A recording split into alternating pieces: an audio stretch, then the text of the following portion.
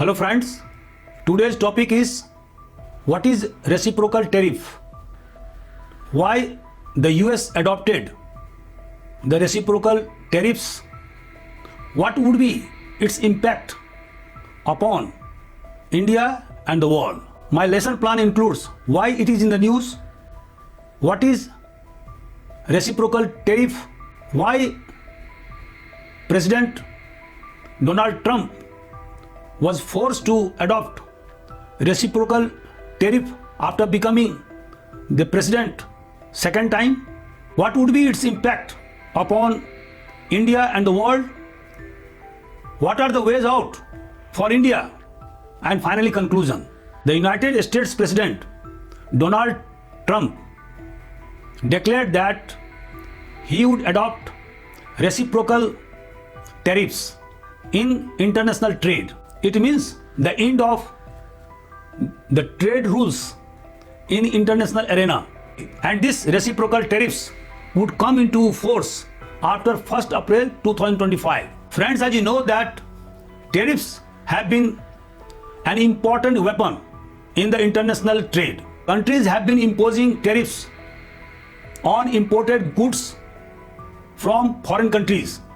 But after the end of Second World War, developed countries decided to have free flow of goods among countries, and so they supported free trade. But they put a caveat, and this caveat was to give concession to the developing countries.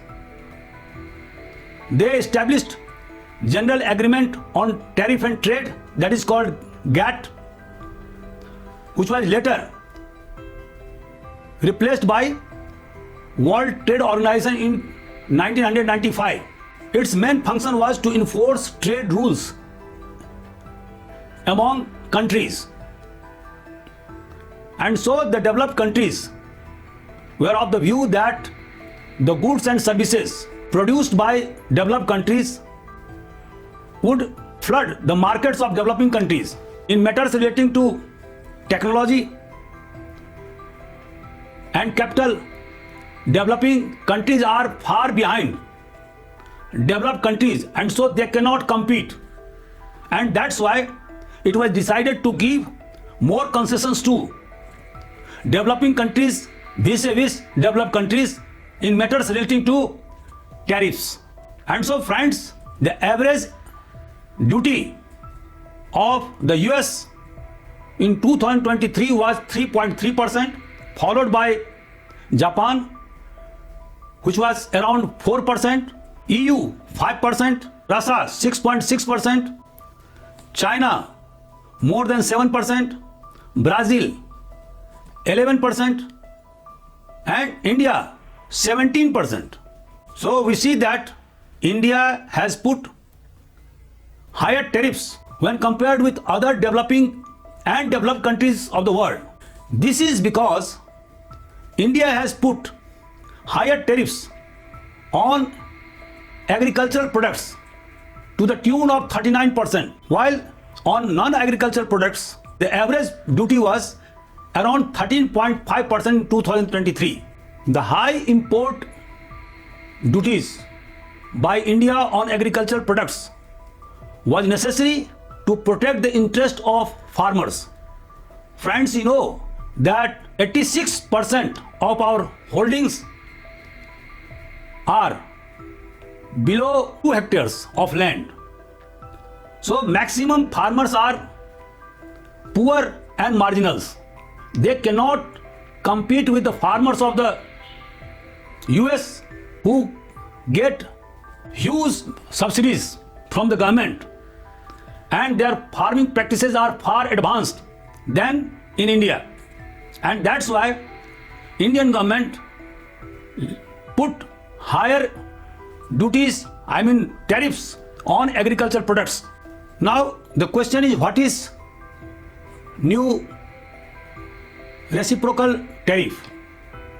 Friends, as you know that the new reciprocal tariff announced by President Trump want to do away with special provisions or concessions given to developing or poor countries the US wants that there should be similar tariffs for both developed and developing countries. For example, if the developing country like India levy 20% duties on imported goods and services from the US would also be entitled to levy 20% duties on Indian imported goods into the US.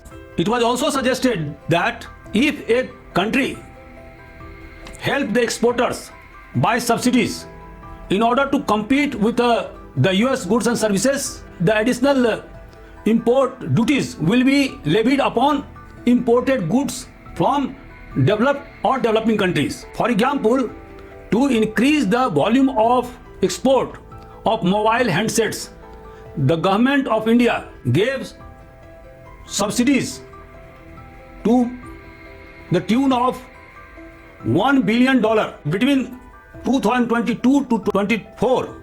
The new tariff policy started by President Trump shall also take into account as to what extent subsidies and other help have been provided by the exporting countries, and so the US will levy additional duties upon the imported goods. Friends, now question arises as to why the President Trump adopted reciprocal tariffs. Answer is that the US trade suffer $1 trillion American every year.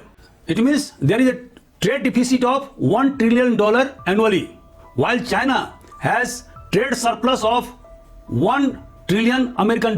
The US has huge trade deficits with China, India, Mexico, Canada, Vietnam, South Korea. US wants to do away with trade differentials with the above countries of the world in order to reduce trade deficit.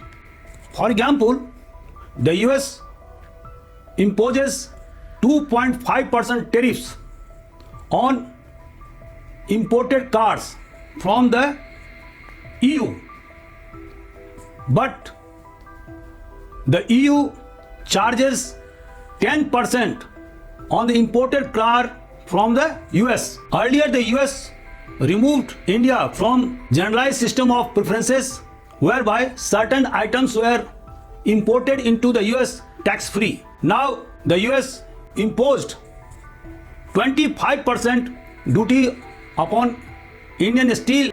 This was done to safeguard the domestic industry of the US and to stop job reduction in industries. This is why the US has put duties of 25% on Canadian and Mexican goods, while it put 10% duties on Chinese goods and services. China retaliated by having 15% duties on coal and liquefied natural gas, 10% on oil and agricultural equipment imported from the US. Critics are also of the view that the new reciprocal tariffs